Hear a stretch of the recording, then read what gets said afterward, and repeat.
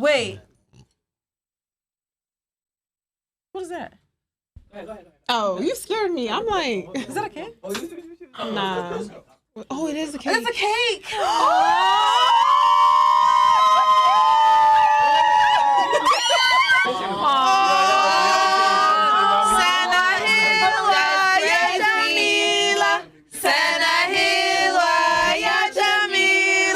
I don't know. Sorry, that's the sweetest thing you ever did. That is so Wow. All the stuff that I do for y'all.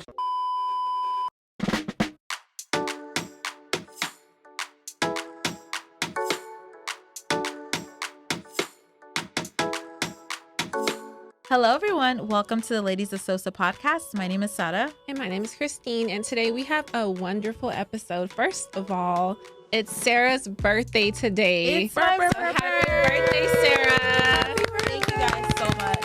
Oh, by the way, a panelist that y'all are going to meet got me flowers. It's my first gift. Let me show you. Yes, please. This is So cute.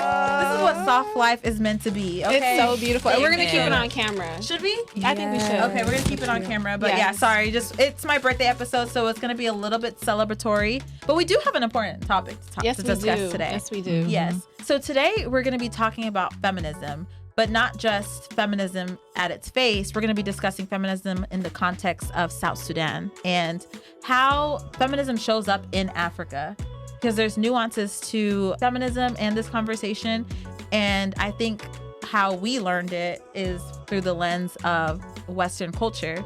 But there is a completely different form of feminism, or it may not even be considered feminism in different countries, specifically our country of South Sudan. So we wanted to explore that with you guys today.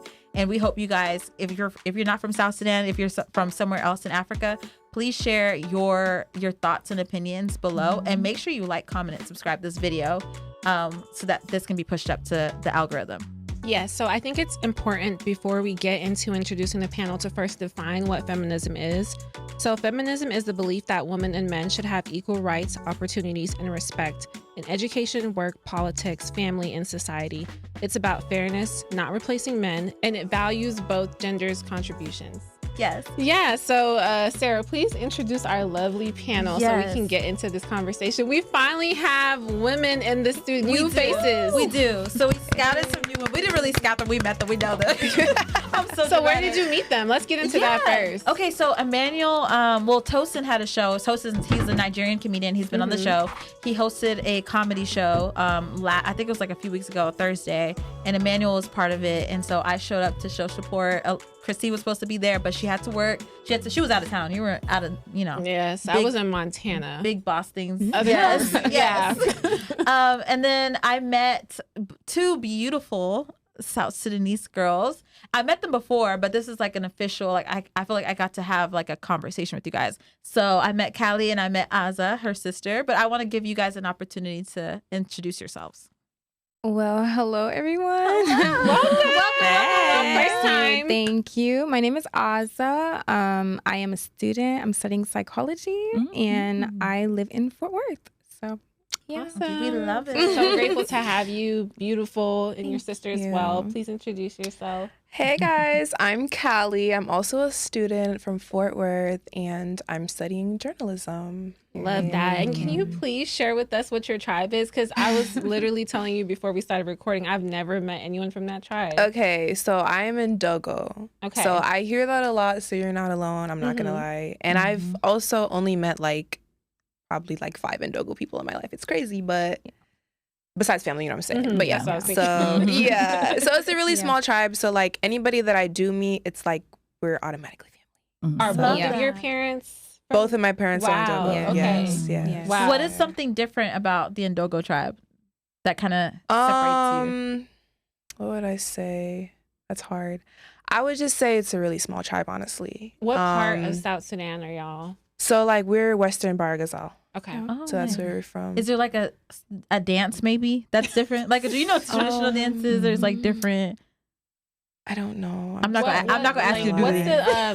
do you guys speak your language? So we speak Ndogo. Oh, I don't speak the language, Okay. but that's what they speak. Wow. So my parents speak that, but I just understand Arabic. they've never taught me Ndogo. So this is my first time hearing of that tribe. Me too. That's why I was so intrigued. I was Yeah. like, wow, that's different. That's amazing. Let's not linger. Let's not, neglect the other ladies. I'm screaming. The old head. Yes, the OGs. The OGs of vets. The lovely Janet, who, by the way, slayed her hair. Y'all, when y'all look at Janet, first of all, this hair. Zoom in. It's the chair. Okay. Yeah, sorry, you have the weird chair. Okay. But let's get into this hair first before she introduces herself. But please, guys. Janet. Okay, guys. Well, thanks, sis. A lot of hard work and time and energy went into these braids. But yeah, I feel like y'all know me. I'm happy to be back. I'm happy to talk about this conversation and be on a panel with such beautiful women. Yes. It's about to be a great episode. It is. I'm so excited. Love it. And then we have another veteran of Ladies of SOSA, Vida. Yeah, I love that. What do we call it? What's the OG. second? OG. You're OG. No, Yeah. yeah. Okay, I'll take it. Yes, I'm happy to be back. I'm happy that I see new faces. Right. So I'm excited to get to know y'all and dive into this conversation. So And Vida does hair too. She braids hair as well. So that's funny. So we had two of the hair braiders. Vida did my protective style. I'm just Amen. saying today. Really. Yeah. So shout out to hair braiders. But yeah. All right, let's start with the historical context. Global to African to South Sudanese. So globally, feminism started as a movement for women's right to vote, own property, and work from the late 1800s to the 1900s. But from the African lens, African feminism often blends the fight for equality with cultural preservation, family, and community well-being. It's not about rejecting tradition, but rethinking it so women know how to thrive within it. Right. And when we look into the South Sudanese context, historically, women have been pillars in farming, raising children, preserving language, and mediating conflicts. But colonial influence, conflict, and certain customs limited women's political voice and educational access. So today, South Sudanese women are increasing in leadership from parliament to grassroots NGOs, showing feminism in action, even if they don't always use the word feminist per se. So we're going to get into this conversation from a South Sudanese lens. And I guess it would be important to go around the panel and see who actually is a feminist and is not. Because I think often people always just assume that if you're a woman, then that's synonymous with you being a feminist. And that's not always the case. So does anyone, Janet, do you identify with feminism or? I'm like 50-50. And that's fair. Yes. Yeah, I'm like 50-50. Okay. Because I think that, well, like in America, what we know of feminism, it started with white women first. So I feel like as Black women, we still have some like disadvantages. So I don't think that feminism 100% supports all women. So that's why I don't think I'm like 100% supportive of the movement, but I respect the intention behind it because I definitely do feel like there has to be some type of energy towards equality between men and women that hasn't been shown over the years in history. I think that that's important to point out the difference because I think the movement was started by white women, but it obviously is going to show up differently for us. And I love the honesty, sis. So I am not a feminist. Okay. That's the honest truth. I just feel like, women and men, we have our roles in society and that's okay. Like, I think that's just how it's supposed to be. Like, I don't know. I love that. That's how I feel. Honestly. And I love the fact that y'all are being honest because I feel the same. I wouldn't say I'm a feminist per se. I think I'm like 50-50. But what you just said about, I don't want to say gender roles, but I do kind of subscribe to that even culturally, just growing up being raised African. I wouldn't say I'm like 100% a feminist either. What about you, Sarah? Oh, I thought we were going to Vida. I was about to pass the torch. You sure didn't look at her like. Go ahead, next. So I definitely would consider myself to be a feminist. I think the misconception is that feminism means that we don't want to cook or we don't want to clean or we don't want to like cater to our husbands or be good wives. And I think feminism it's simply just the economic and social political equality of women to men. And I don't think that takes away from like our role as women. I think maybe we just need to reframe it when it comes to different cultures. Like South Sudanese culture is not going to look the same as like American feminism. And that's okay. We shouldn't try to mirror each other's version of feminism. But I do think I would consider myself a feminist. Like I do think that we should have like political, social, and economic empowerment and equality to men. And I think it's important to point out, though, if you say that you wouldn't classify yourself as a feminist, I think that we do still also agree with like women having access to the same rights as men. And for sure. That's where feminist. That's where I feel like I stand. That's what we're going to get into and dissect during this episode. But I think now we're just laying the groundwork to figure out where everyone's kind of standing on this issue. So. Spider? I think labels can be really tricky. I mean, I've never once been like, I'm a feminist, but I do believe in women having rights. That's where I'm at. I believe in women having equality and like having access, because historically women haven't had access. Like I think it wasn't until the 70s that women were able to like open up their own bank accounts in this country. Yes, and or so, even vote. Yeah, so the suffrage, movement. So I mean, if someone called me a feminist, I wouldn't be like offended by it, because I do vouch for women, and I do think that Black women have a specific type of feminism that we have to advocate for, because we don't get the same end of the stick. I mean, we can be oppressed for our gender and our race. So I think it's a specific thing for us that has to be identified whenever we're labeling ourselves, and I don't think feminism itself is enough. So good take. Go ahead. Hot spot. I know, right? Well, I love that I was able to go last, because just hearing everybody's perspective, it just kind of like put it all together for me. I do not want to identify with the label. Like, I don't say that I'm a feminist. However, I do agree with equal rights. But as she said, like societally, and how like y'all made points about how we're different. I think when it comes down to it, biologically, we're not the same. So I understand equal rights, but do y'all want equal responsibility though? You know what I mean? Like as women, like, are we really capable? I mean, I don't know. I think equal rights isn't necessarily, I think there's a difference between gender roles and like actual like basic human rights. So like when talking about equal rights, we're talking about having access to vote, having access to have autonomy over our body. And that's not even really an equal right thing, because women are in a different situation when it comes to bodily autonomy, because women are the ones that, or biological women are the ones that are able to have children. So men don't need the same abortion access laws. So it's not necessarily equal, but it's equitable. See, that exactly what I was going to say. I was like, access to our bodies. So I think just basic human rights are things that women are trying to fight for whenever they say I'm a feminist. But I think it gets conflated with power and women, I think white women who have carried the torch for feminism have kind of pervaded it in a sense. I don't know how to say that word, perverted it in a way, because it's not just about them having access to rights, but it's actually they want the power of white men in a sense. So I think that's where it gets tricky. And then then everybody kind of falls into that bubble where if you call yourself a feminist, then you also are trying to attain that same thing. So I think that's where the lines get blurry. But I do want to introduce our fact checker for today. Yes, the lovely Sin. She looks so good today. She didn't got to fact check nothing. I just wanted her on camera, honestly. But please introduce yourself real quick. Just a little quick 1-2. 1-2, hey everyone, it's Sin. I'm back at it again.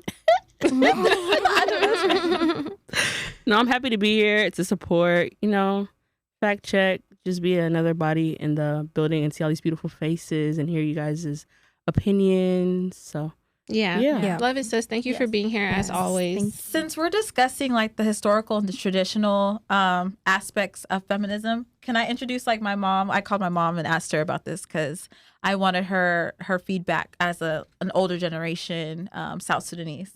So I kind of wanted to add on to the conversation, kind of like, because we grew up here. So my ideas of feminism, I thought like maybe completely different than hers, or maybe she wouldn't even like subscribe to the idea of feminism. But I was actually surprised when I asked her. It's like we kind of we aligned very much in what we believe is feminism for South Sudanese. But so pretty much I asked her, I was like, do you believe in feminism? And I broke down the definition of feminism to her. And she said, biblically, women should not be equal to men. In the Bible, men are the head. Women take care of the children. They, they make sure the house is taken care of.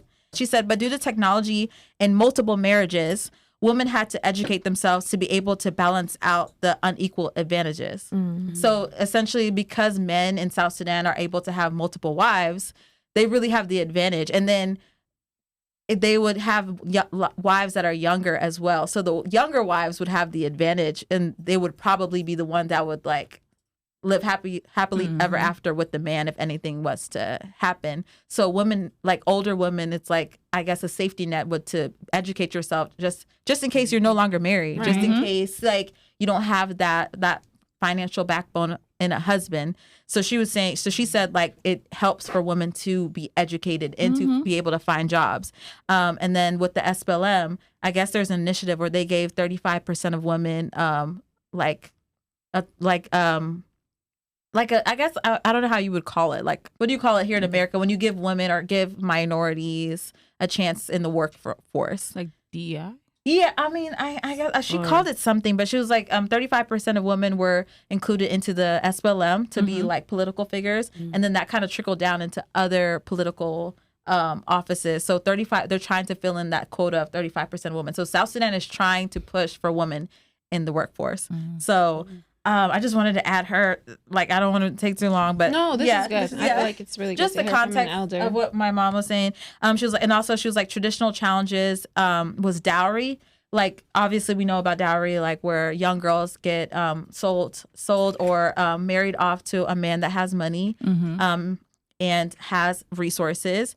Now that education is attainable, early marriage is no longer necessary. So I asked her, do you believe in early marriage? How do you feel about early marriage? And she says that she doesn't feel like it's necessary so as much as education is attainable to young girls. And she says that she still sees young girls getting married off, but it's because the wealth gap. And once that's taken care of, once South Sudan is thriving economically, she doesn't see that there will be any need for child marriages. I asked my auntie real quick because my auntie was with my mom, and she's like, the private sector is coming up. There's young women entrepreneurs from our generation that are in South Sudan, and they're killing it. There's lawyers, doctors, politicians, and then also women that are doing mental health, how all the conversations that we've talked about. There's young girls. There's us. There's us. That's what was crazy because we talk about it on the show, right? And then it's seeing that women are actually going in there to fill the gap. And then just one last thing.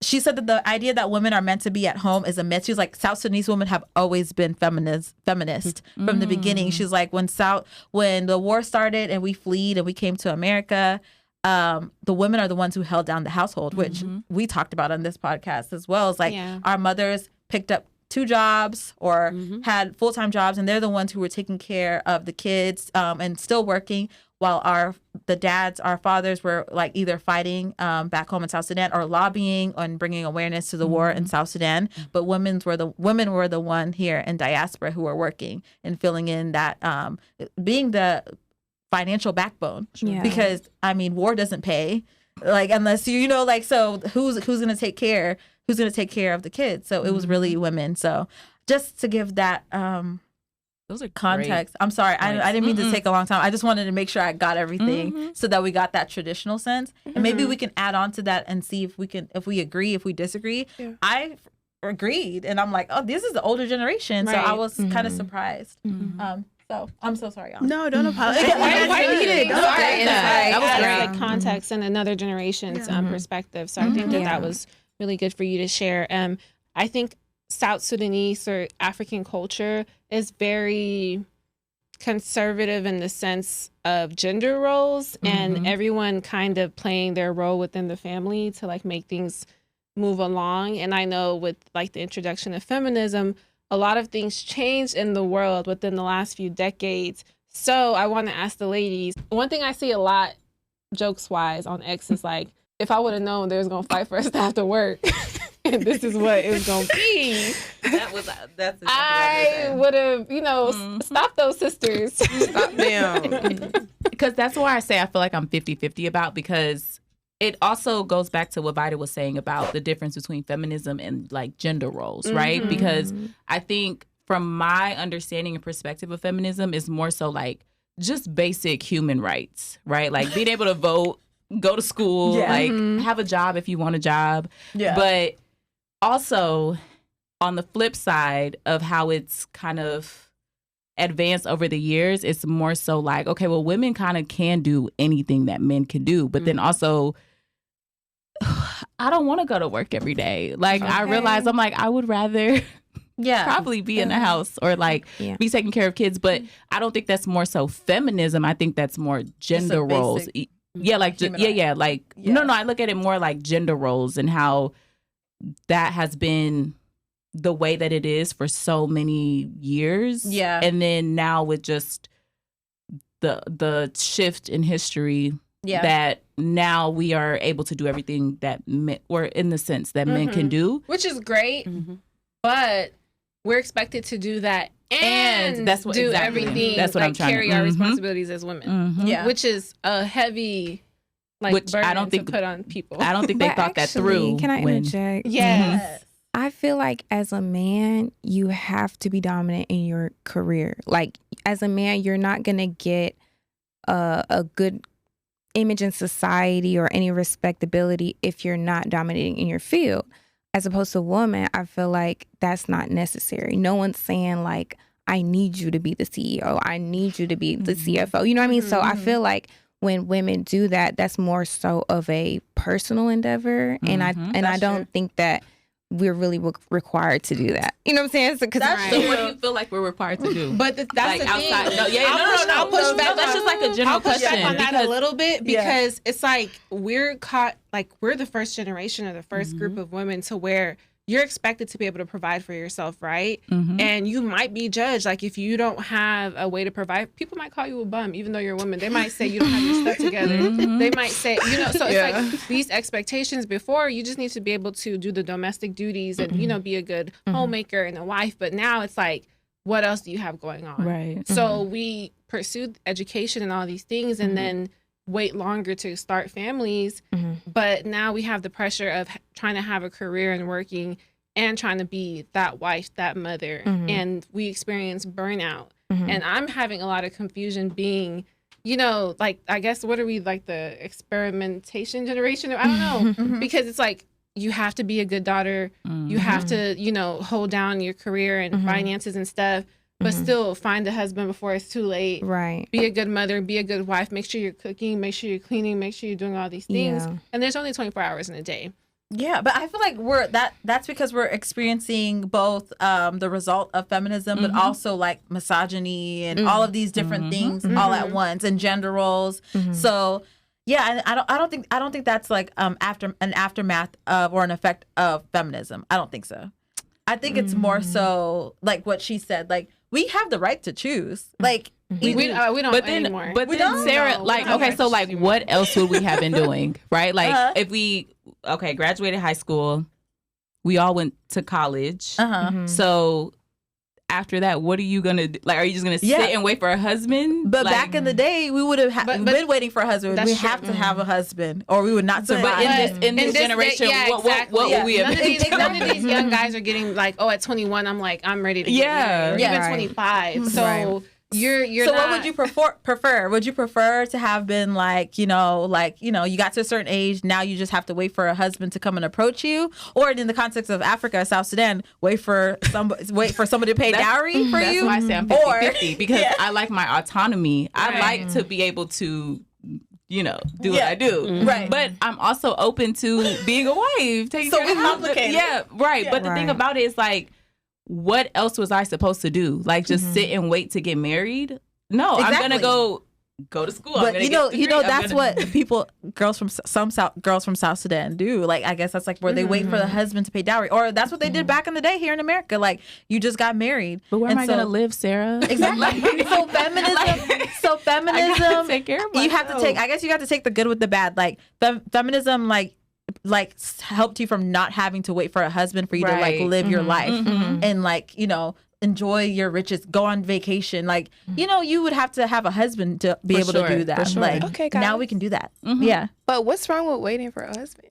Oh. Like, once you have, you know, your life together, like, I mean, I want to be married, so I don't have any problem. Like, once I'm like, you know, together, I have my degree, whatever the case may be, I don't mind. Like, you know, I want to be a wife, so I don't like the shaming of like waiting. Like, when people say like waiting for a husband or like waiting for a man, I'm not like on my knees begging, but like I want to be married. Like, that's, you know, that's something I want for myself in my life. So I don't think there's anything wrong with that. No, I don't think there's anything wrong at all. I think my perspective is more so like from back in the day, since you're talking about like the historical context of feminism to like this generation, right? Like you guys are in school, like you were trying to advance your career.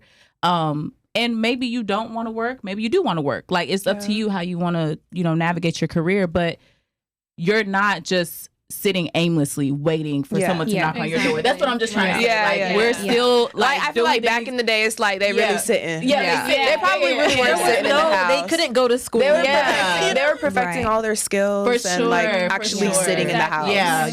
So I get what you're saying. Trying to figure out how to be a good wife. Yeah, like their whole like identity is like. But I know, like, my whole identity is not that. But I do want to be married, and I don't mind. Like, but I think the pushback is that's the cultural shift is that our identity is no longer being a wife anymore. It's like, but it still is. Now we're career women. No, I guess the expectation. The thing is, you could be a millionaire CEO, boss chick, killing it. Like, you know, people are still gonna be like, but she's not married. She doesn't have kids. Like exactly. So and I think that's the pushback though. It's like it doesn't matter how bright you shine. And our when you got them.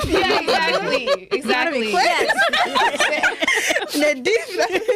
And the same thing for a man, y'all. You know, same thing for a man. Where's your wife? The same level. I'm not gonna lie. Yes. They don't put them on the job. To be like, where's your wife? You're like, how old? Where's your wife? You know what? I'm not. You're successful. Where's your wife? Like, come on. Like, but for women, it's like same way they want to put it on us. I'm gonna put it on them. That's fine. I mean, but that's because we got some sense. Back in the day, the women weren't thinking like that. They wouldn't look at a man and be like, "Why is he not married?" If he has money, they would just throw probably women at him. We're navigating this new, like everything is different for us. So the guys our age are not looking to get married right now. So you have this big group of women who went to school, did everything right. Like, you know, they say the parents are always harder on the girls, right? So we're taught to be like perfectionists, like go to school, make sure you can cook, make sure you can clean everything. So you're ready, and now you're, you know, in school trying to better yourself. You might have a career. You're taking care of yourself. Like most South Sudanese African women, they're really responsible and they take care of business. But it's like we're having an issue now finding eligible partners who are marriage minded to get married to. And it doesn't matter how much you want to get married and how there's so many good women that are perfect wives just waiting. It doesn't matter how much you want to get married. At the end of the day, the man has to ask. That's the one thing in your life as a woman that you don't have control over. You can't go and get a degree for a husband. No, you have to. You know, you see. True. So this that doesn't matter. That's one thing you can't do on your own and go and get. So do y'all think that like being a career woman and like really excelling in your field is hard? It makes it harder to find a husband. That's what it sounds like. I want to say no, because I just gonna shout out my dad real quick. He always tells me, like, whenever I'm talking to a guy, I was leave him alone. When you get to where you need to get to in your life, you're gonna have tons of options. My dad always would tell me this, and I stand on it because I feel as though when they want us to better ourselves, they want us to put ourselves at a higher standard to where we're gonna be more of an option to a wider range of men. You know what I mean? Because you, as a woman who already has your career and your degree and everything, you are already I don't want to say above, but you know, you're educated. You've done the work. You know, you're doing what you need to do. Why wouldn't the man select you? You know what I mean? That's what I was thinking. Because I was thinking, like, the higher you go, the more eligible like options you have. Because so do your standards also elevate along. Can I add to this? Yeah. I mean, us as women, y'all, we're the trophy. So honestly, like, Is it? Ain't no how do we question. feel about that? We are the trophies. So it's like a real man isn't gonna want to like. I feel like a real man doesn't care like where a woman is in like her career or like because we are the trophies. We make them look, you know, really well. So it's like I feel like a real man isn't gonna, you know, be looking for that. Like I don't need to be like the most perfect woman for you. Like perfect in a sense of like have everything. And like career wise, I don't need to be like you. It's different. Right. But I don't know if that's me on like my little gender role thing or like but we gotta take care of ourselves too, like your dad was saying, like, you know, make sure you're doing all these things because you do need a backup plan. Like you can't you can wait for a husband, but you still gotta eat. Like I think what I'm trying to say is like we have our own pressures in society, and if a man is looking for me, like he may not be like looking for the same things I'm looking for that I'm looking for a man. You know what I'm saying? Like it's different. And but at the end of the day, sis, he got to choose you. Like exactly, he has to choose me. I would say big just advice from us here. You know, we're not going to disclose our age and all that, but we're older. Shut up, Tarek. Tarek's so messy. He is. Just messy like a man to be messy. Very messy, right? Okay. We are giving like, you know, a little older than you guys. I would say if you do want to get married, you're at the age now to where you got to put the intentionality behind it, like because when we were at your age, we're like, okay, like we're not thinking like we're like, okay, yeah, of course that's something that I want, but we young and lit, like we got time, like, you know, it's not really it's not giving pressure, but the years go by really quickly. This is the age, like even you're behind the curve, maybe your sister's in the right position, she's a little bit younger than you, but yeah, y'all want to get married, be on it now. And that's just advice from people that are a little older than you. Just date intentionally. But I think I wanted to be intentional when you're dating. I do want to add too, though, I know we're talking about feminism, but I also feel like on the male perspective, there has been a shift too, because men also were seeking out to get married early and young too. Like that's not the case anymore either. So I think there's like a mutual... They want help. Help assistance. Help me. But I think there is like a mutual, because think about it, like you can't propose to yourself. Like you have to have eligible bachelors as well that are like intentional about that as well. So I just feel like I think as I've gotten older though, I've realized like my career and what I want to do for myself, like Janet the individual, is, and let me fix my chair because this chair is sinking. Go ahead. I'm like, it's like I'm the sip, but I'm like going down, babe. Like, down, babe. Looks so funny on camera. Like I'm trying to like adjust every time, and I'm not trying to like be moving around a lot, but it's just like I'm feel myself sitting every time. Okay, you fight for your life over there, and we appreciate you staying grounded. Literally, it's okay. But what I was saying is that when I think about the goals that I have for myself in my career, it was like Janet the individual, and then like But my goal is to get married and have a husband to where like so at the end of the day, I feel like I understand that we're in a different time frame, and I think we're kind of like the lab rats to it, to where we're trying to do our best. We are the lab rats. We're trying to do our best. We are because I see y'all. That's the whole point. It's a good. The scene is like a time clock.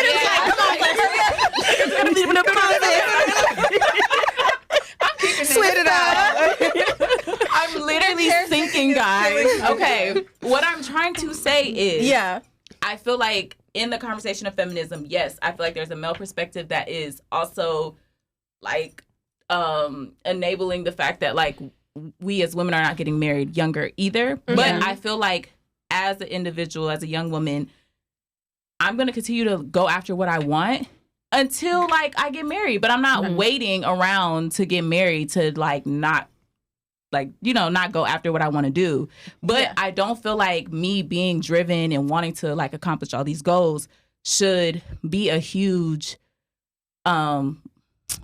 I don't know what the best word to say, but basically like it shouldn't get in the way of me being able to like a deterrent. Deterrent to be able to find a great husband. You know what I mean? And I think that's where like a lot of the rift is right now. Yeah. And that's a conversation that men and women have to have, like society like has to have. It's not just women. My girl Cynthia. Y'all have said so many good things, and I feel like I lost track of what I wanted to say because it was like boom, boom, boom, boom. No, it's all good. But somewhere along this conversation, I want to say, because there's an age gap between us, which is not bad. I like hearing y'all's perspective too. Probably one of the older ones in this podcast, but it's okay. It's okay. Yeah. I wanted to say to the panel that the pool changes. Like, you know, when you're in your 20s, the pool, like, we're all in this together. You know, right. Whether you're feminist or not, you know, I think it's big on we want equal rights, and then you get into a different pool and realize no, we want equity. So equality is like same.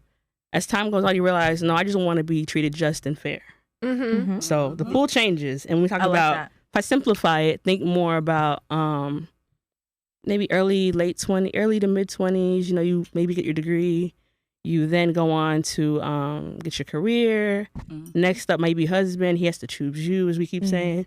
But sometimes it doesn't work that way. Sometimes you do like everything on your list and it checks off, and then you find yourself like you find yourself being maid of honor, bridesmaid, maid of honor, bridesmaid again, and it turns into sound a little personal, right? Then it turns literally That's so real. Y'all are more like little sisters to me right now, so I want to just give y'all like. The grass is not always greener. So what would be your solution? Like, what would you say? Like, is the figuring it out in real time. I'm figuring it out. But what I wanted to say was the pool changes as we mature. You know, as life changes and as you evolve, we all evolve, right? How our parents went about like marriage and stuff is completely different than how we're going through it now. And I think one thing I want to say is I'm 34. I'm still waiting for Casanova to come get me, right? But it doesn't change from who I am. I've had conversations with people who are way older than me, and I'm like, I want to get one more degree. I'm fighting. Excuse me.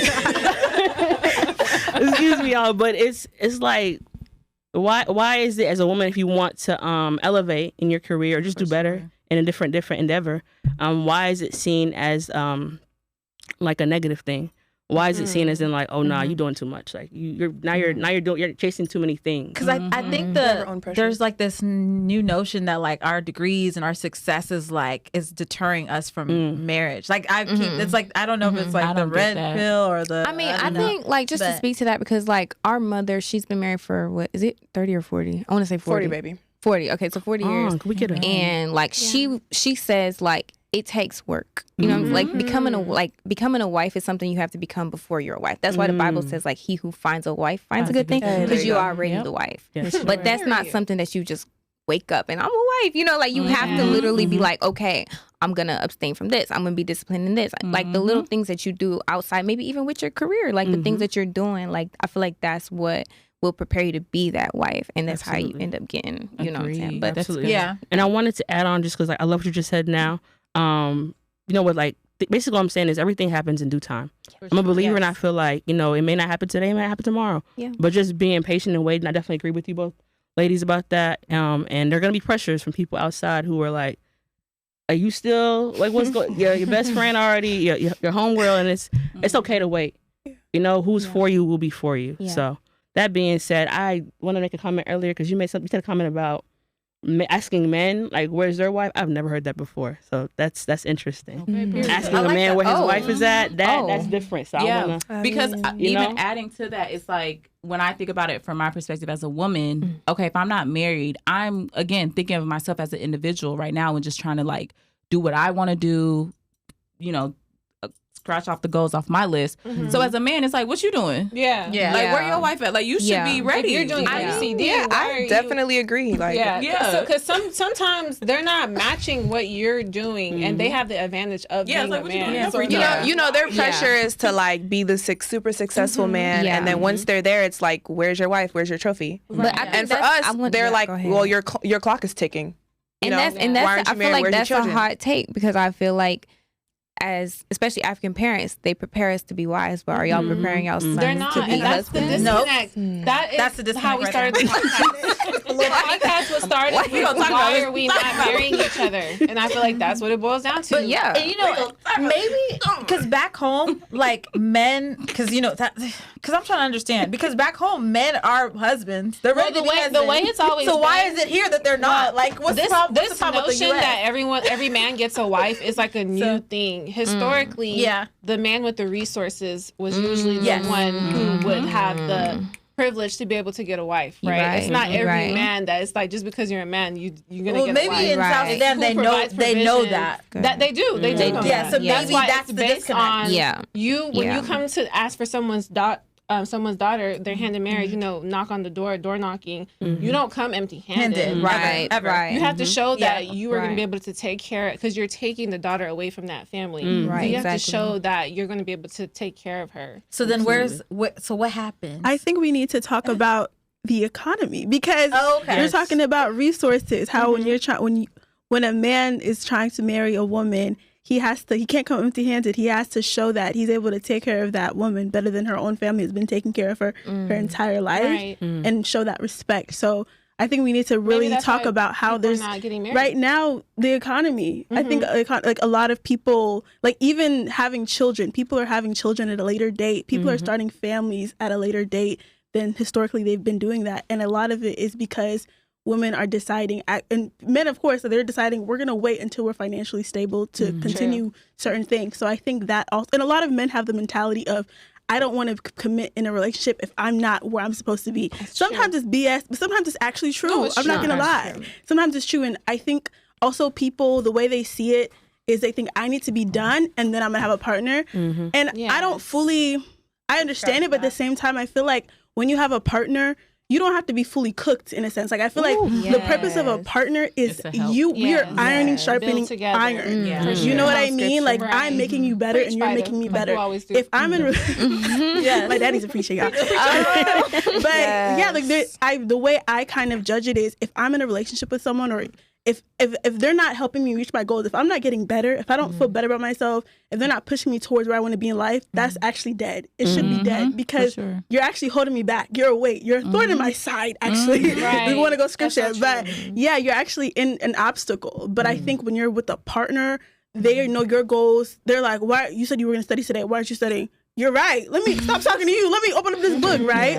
They shouldn't be coercing you out of your goals. Right. You know, they should be helping you reach your goals. You know, I think that's true. I think people need to see relationships as a partnership. And I think, what can I get from you? And what can you get from me? But like have those goals. You have to come with everything already. There's no such thing as a perfect time. Like there's never going to be like, now I'm ready to have kids. I have everything together. Yeah, for sure. That's not how life is. That's what they're pushing. It's like, you go be a lawyer, and then I'm a lawyer, and then we come together. And it's like, no, we gotta study. Like, let's be together. And I feel like when I say like what I say about like the men thing and like versus the women, it's not like to put like us against each other. It's literally like all love. Like we do need each other. So it's like at the end of the day, like if we're gonna be like, oh, women need to like, you know, like, where's your husband? Like, where's your wife? Like, we need each other. Like, we want to be married to each other. So it's like, it's not like to put each other against each other. She went through that situation. I do want to add, though, as of recent.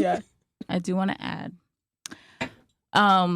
Speaking from a 30-plus-year-old, I think I have a different perspective of like partnership, where there's like a level of working together that I'm willing to like do. Dive deeper.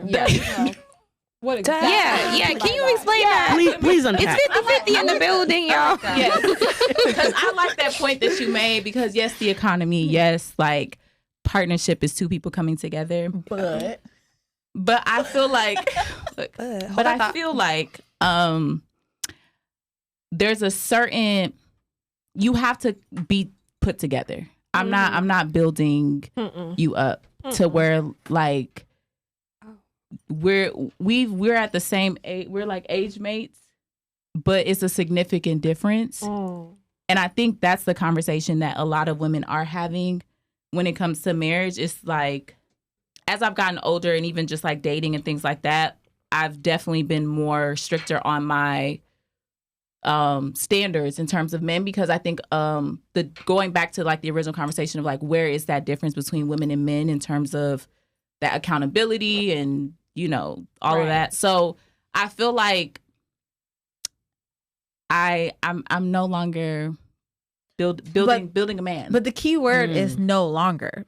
And that's the thing that people miss. Like, you've already done that. Yeah. You've already done that. And I think when people watch it, they're going to be like, oh my gosh, like so She's shallow. But like, you've already to done meet it. her where she's at. Right. But you've also already done all of that. Like, what, like right. And the when building I was younger, up. right. But the thing about it is like, as a partner, you need to be with someone who's equally yoked. Yeah. Right. Yeah. But I feel like the conversations that, the conversation that a lot of women are having, especially like young 30s, mid 30s, it's more so like, okay, we're here. Where are the men that are like here as well? Do we have to date even older or like, Tarek, put your head down? But it's like, but you know what I mean? Like, I think that's where a lot of the discourse is about. Because we because then the same question of what like my good sis was saying, like, okay, so if you're early 30s, mid 30s, where's your wife? Like, why aren't you pursuing So marriage? it's like we're hiking up this mountain, we get to the top, nobody's there, and no flags.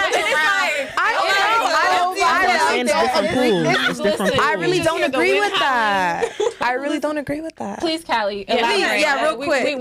There's lots of men. There's lots of good men. I feel like when I'm ready, like I feel like it's gonna be lots of good men, and I pray every day for that. So amen. I do. God. No, and I'm not. I say this with love. I don't feel like it's a scarcity. No, it's not a scarcity. I actually agree with Callie. This is a really important conversation. I agree with Callie. I think a lot of people are looking in the same pool of men, same pool of women, and finding themselves in a situation. I do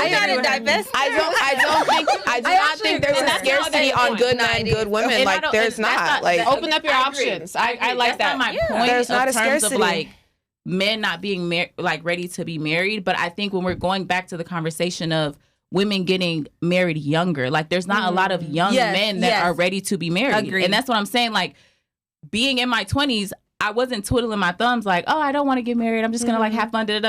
If a husband, if I was ready, if God wanted that for me, then of course I would have like, been obedient to that in my 20s. But yeah, you know what I mean? I need to look on the statistics. Yeah. I like what she said about keeping it balanced and having a positive perspective and not having a scarcity mindset. And I do like what Azza said as well as about opening up your options, basically is what she was saying. I think that's something important that maybe we could have done better in our generation when the age difference ain't that much. Yeah. But one thing we could have done better, I would say, is open up your options more and be more intentional when you're dating. Yes. And when you're in your 20s, 21, 22, you're like, okay, if he's just going to be my boyfriend, we're just having a good time, that's fine.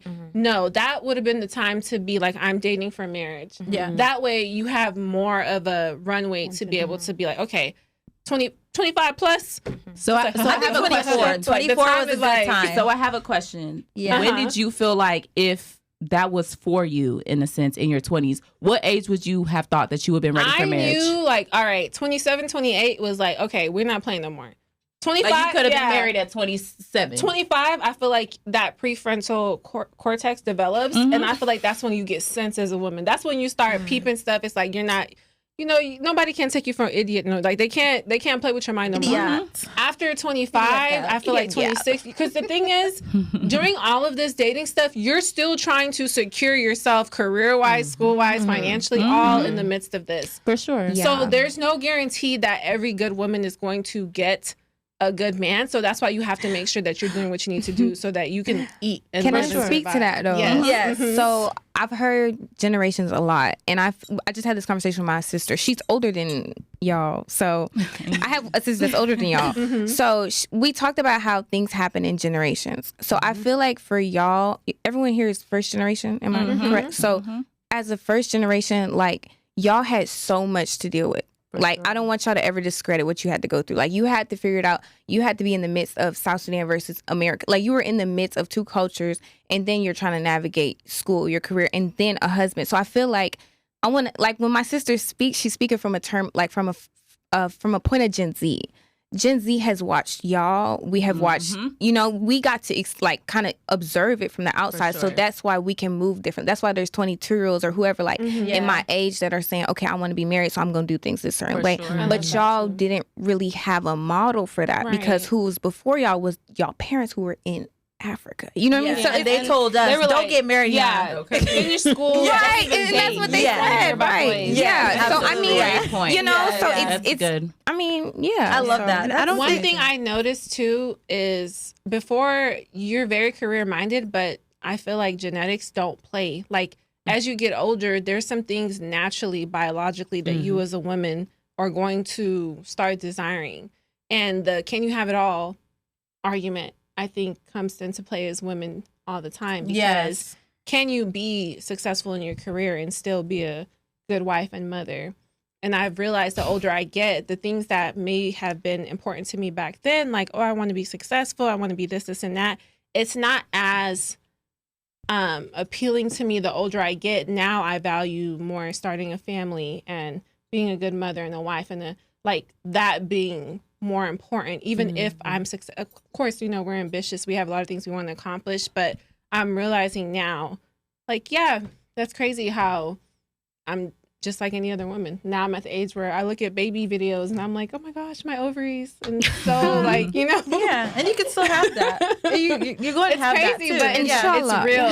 Yeah. It's mindful, like just be mindful of that as you get older. You might be young and be like, okay, this is what I want. This is how I'm always going to be. But as you age, you mature, you evolve. Yeah, absolutely. Vida, I know you wanted to say something. You're gonna wrap it up here. And because Christine, you were talking about how like when we were growing up, we were reared and education is prioritized, but they said don't focus on boys. So I feel like that, me personally, I feel like I was delayed in the dating aspect. That's true. And I don't think it's like wrong for them to push education. I think education is something that is a privilege and not everyone has access to, and that is a push towards.